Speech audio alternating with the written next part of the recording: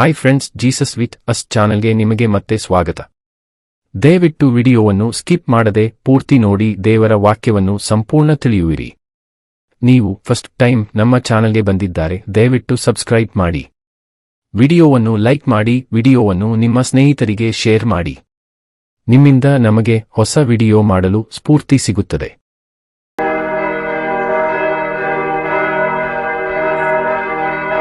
ಜ್ಞಾನೋಕ್ತಿಗಳು ಅಧ್ಯಾಯ 19. ಕಪಟವಾಗಿ ಮಾತನಾಡುವ ಮೂಢನಿಗಿಂತಲೂ ನಿರ್ದೋಷವಾಗಿ ನಡೆಯುವ ದರಿದ್ರನೇ ಶ್ರೇಷ್ಠ. ತಿಳುವಳಿಕೆಯಿಲ್ಲದೆ ಕೋರುವುದು ಅಯುಕ್ತ. ದುಡುಕುವ ಕಾಲು ದಾರಿ ತಪ್ಪುವುದು. ಮನುಷ್ಯನು ಮೂರ್ಖತನದಿಂದ ತನ್ನ ಗತಿಯನ್ನು ಕೆಡಿಸಿಕೊಂಡು ಯೆಹೋವನ ಮೇಲೆ ಕುದಿಯುವನು. ಭಾಗ್ಯವಂತನಿಗೆ ಬಹುಮಂದಿ ಸ್ನೇಹಿತರು, ಬಡವನಿಗೆ ಇದ್ದ ಸ್ನೇಹಿತನೂ ಅಗಲುವನು. ಕಳ್ಳ ಸಾಕ್ಷಿಯು ದಂಡನೆಯನ್ನು ಹೊಂದದಿರನು, ಸುಳ್ಳಾಡುವವನು ತಪ್ಪಿಸಿಕೊಳ್ಳನು. ಉದಾರಿಯ ಕಟಾಕ್ಷವನ್ನು ಅನೇಕರು ಕೋರುವರು, ದಾನಶೂರನಿಗೆ ಪ್ರತಿಯೊಬ್ಬನೂ ಸ್ನೇಹಿತನಲ್ಲವೇ? ಬಡವನನ್ನು ಬಂಧುಗಳೆಲ್ಲಾ ಹಗೆ ಮಾಡುವರು.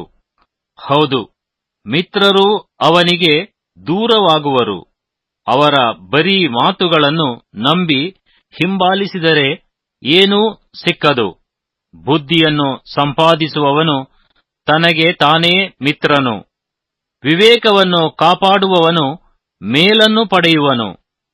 ಕಳ್ಳ ಸಾಕ್ಷಿಯು ದಂಡನೆಯನ್ನು ಹೊಂದದಿರನು, ಸುಳ್ಳಾಡುವವನು ಹಾಳಾಗುವನು.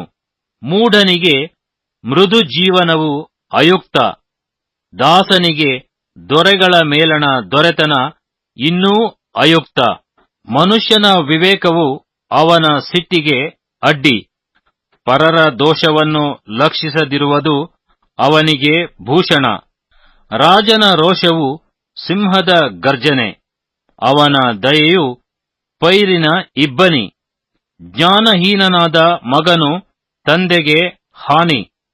ಹೆಂಡತಿಯ ತಂಟೆಯು ತಟತಟನೆ ತೊಟ್ಟಿಕ್ಕುವ ಹನಿ. ಮನೆಮಾರು ಆಸ್ತಿಪಾಸ್ತಿಯು ಪಿತೃಗಳಿಂದ ದೊರಕುವವು. ವಿವೇಕಿನಿಯಾದ ಹೆಂಡತಿಯು ಯೆಹೋವನ ಅನುಗ್ರಹವೇ. ಮೈಗಳ್ಳತನವು ಗಾಢನಿದ್ರೆಯಲ್ಲಿ ಮುಳುಗಿಸುವುದು. ಸೋಮಾರಿಯು ಹಸಿವೆಗೊಳ್ಳುವನು. ಆಜ್ಞೆಯನ್ನು ಪಾಲಿಸುವವನು ಆತ್ಮವನ್ನು ಪಾಲಿಸುವನು. ನಡತೆಯನ್ನು ಲಕ್ಷಿಸದವನು ಸಾಯುವನು. ಬಡವರಿಗೆ ದಯೆ ತೋರಿಸುವವನು ಯೆಹೋವನಿಗೆ ಸಾಲ ಕೊಡುವವನು. ಆ ಉಪಕಾರಕ್ಕೆ ಯೆಹೋವನೇ ಪ್ರತ್ಯುಪಕಾರ ಮಾಡುವನು. ಬುದ್ಧಿ ಬರುವುದೆಂದು ಮಗನನ್ನು ಶಿಕ್ಷಿಸು, ಹಾಳು ಮಾಡಲು ಮನಸ್ಸು ಮಾಡಬೇಡ. ಕೋಪಿಷ್ಠನು ತನಗಾಗುವ ದಂಡನೆಯನ್ನು ಅನುಭವಿಸಲಿ. ಬಿಡಿಸಿದರೆ ಬಾರಿ ಬಾರಿಗೆ ಬಿಡಿಸಬೇಕಾಗುವುದು. ಬುದ್ಧಿವಾದವನ್ನು ಕೇಳು, ಉಪದೇಶವನ್ನಾಲಿಸು, ಮುಂದೆ ಜ್ಞಾನಿಯಾಗುವಿ. ಮನುಷ್ಯನ ಮನಸ್ಸಿನಲ್ಲಿ ಅನೇಕ ಸಂಕಲ್ಪಗಳಿವೆ, ಯೆಹೋವನ ಸಂಕಲ್ಪವೇ ಈಡೇರುವುದು. ಇಷ್ಟವು ಔದಾರ್ಯದ ಪ್ರಮಾಣ. ಇದ್ದರೂ ಇಲ್ಲವೆಂದು ಸುಳ್ಳಾಡುವವನಿಗಿಂತಲೂ ಏನೂ ಇಲ್ಲದವನೇ ಲೇಸು. ಯೆಹೋವನ ಭಯವು ಜೀವದಾಯಕವು. ಭಯಭಕ್ತಿಯುಳ್ಳವನು ತೃಪ್ತನಾಗಿ ನೆಲೆಗೊಳ್ಳುವನು, ಅವನಿಗೆ ಕೇಡು ಸಂಭವಿಸದು. ಮೈಗಳ್ಳನು ಪಾತ್ರೆಯೊಳಗೆ ಕೈ ಮುಳುಗಿಸಿದ ಮೇಲೆ ತಿರುಗಿ ಬಾಯ ಹತ್ತಿರಕ್ಕೆ ತರಲಾರನು. ಧರ್ಮ ನಿಂದಕನಿಗೆ ಪೆಟ್ಟು ಹೊಡೆ. ನೋಡಿದ ಮಂದಮತಿಯು ಜಾಣನಾಗುವನು. ವಿವೇಕಿಯನ್ನು ಗದರಿಸು, ತಾನೇ ತಿಳುವಳಿಕೆಯನ್ನು ಗ್ರಹಿಸುವನು.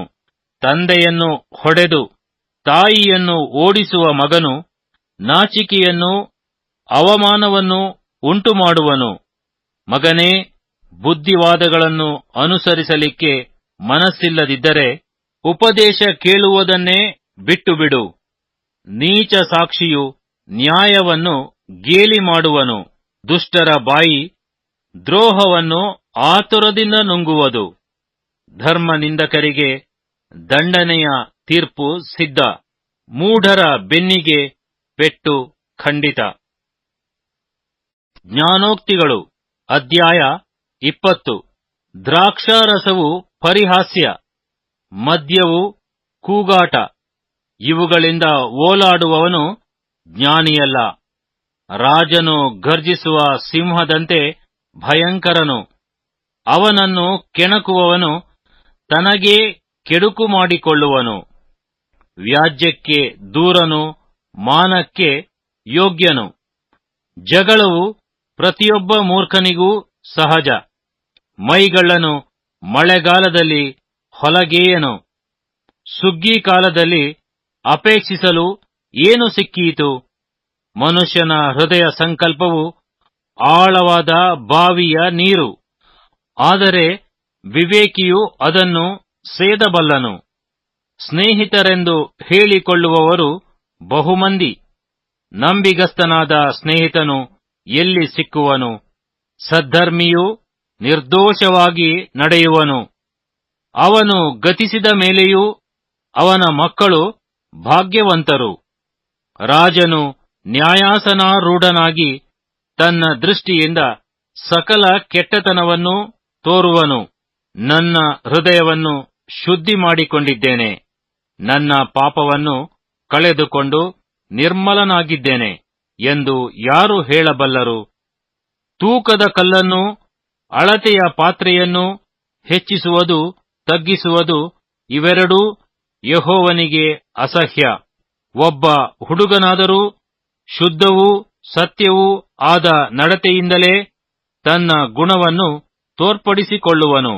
ಕೇಳುವ ಕಿವಿ, ನೋಡುವ ಕಣ್ಣು, ಇವೆರಡನ್ನೂ ಯೆಹೋವನೇ ನಿರ್ಮಿಸಿದ್ದಾನೆ. ನಿದ್ರಾನಿರತನಾಗಿರಬೇಡ, ಬಡವನಾದಿಯೇ. ಕಣ್ಣು ತೆರೆ, ಆಹಾರದಿಂದ ತೃಪ್ತಿಗೊಳ್ಳುವಿ. ಕೊಳ್ಳುವವನು ಚೆನ್ನಾಗಿಲ್ಲ, ಚೆನ್ನಾಗಿಲ್ಲ ಎಂದು ಹೇಳುತ್ತಾನೆ. ಕೊಂಡುಕೊಂಡು ಹೋಗಿ ಹೆಚ್ಚಳ ಪಡುತ್ತಾನೆ. ಹೊನ್ನು ಉಂಟು, ಹವಳದ ರಾಶಿ ಉಂಟು, ಆದರೆ ಜ್ಞಾನದ ತುಟಿಗಳೇ ಅಮೂಲ್ಯಾಭರಣ.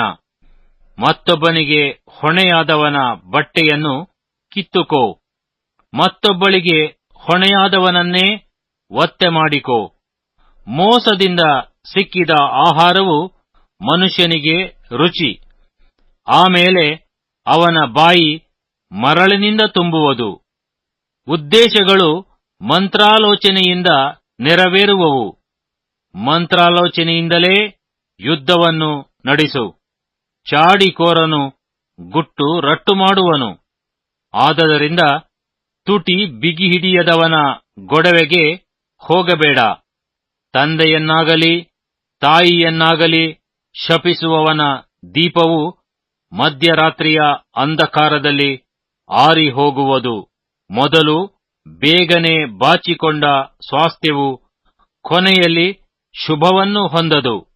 ಕೇಡಿಗೆ ಮುಯ್ಯಿ ತೀರಿಸುವೆನು ಅನ್ನಬೇಡ. ಯೆಹೋವನನ್ನು ನಿರೀಕ್ಷಿಸಿಕೊಂಡಿರು, ಆತನೇ ನಿನ್ನನ್ನುದ್ಧರಿಸುವನು. ತೂಕದ ಕಲ್ಲನ್ನು ಹೆಚ್ಚಿಸುವುದು, ತಗ್ಗಿಸುವುದು ಯೆಹೋವನಿಗೆ ಅಸಹ್ಯ. ಮೋಸದ ತ್ರಾಸು ಒಳ್ಳೆಯದಲ್ಲ. ಮನುಷ್ಯನಿಗೆ ಗತಿಯನ್ನು ಏರ್ಪಡಿಸುವವನು ಯೆಹೋವನೇ ಆಗಿರುವಲ್ಲಿ ಮನುಷ್ಯನು ತನ್ನ ಮಾರ್ಗವನ್ನು ಹೇಗೆ ತಿಳಿದುಕೊಂಡಾನು? ದುಡುಕಿ ಮುಡುಪು ಕಟ್ಟುವುದು ಮನುಷ್ಯನಿಗೆ ಉರುಲು. ಹರಕೆ ಹೊತ್ತ ಮೇಲೆ ವಿಚಾರ ಪಡಬೇಕಾಗುತ್ತದೆ. ಜ್ಞಾನಿಯಾದ ಅರಸನು ದುಷ್ಟರ ಮೇಲೆ ಕಣದ ಗುಂಡನ್ನು ಉರುಳಿಸಿ ಅವರನ್ನು ತೂರಿಬಿಡುವನು. ಮನುಷ್ಯನ ಆತ್ಮವು ಯೆಹೋವನ ದೀಪವಾಗಿದೆ, ಅದು ಅಂತರಂಗವನ್ನೆಲ್ಲಾ ಶೋಧಿಸುತ್ತದೆ. ರಾಜನ ಕೃಪಾಸತ್ಯತೆಗಳು ಅವನನ್ನು ಕಾಯುವವು. ಅವನ ಕರುಣೆಯೇ ಅವನ ಸಿಂಹಾಸನಕ್ಕೆ ಆಧಾರ. ಯುವಕರಿಗೆ ಬಲವು ಭೂಷಣ, ಮುದುಕರಿಗೆ ನೆರೆಯು ಒಡವೆ. ಗಾಯ ಮಾಡುವ ಪೆಟ್ಟುಗಳು ಕೆಟ್ಟದ್ದನ್ನು ತೊಳೆದು ಬಿಡುವವು, ಏಟುಗಳು ಅಂತರಂಗಕ್ಕೂ ತಗಲುವವು.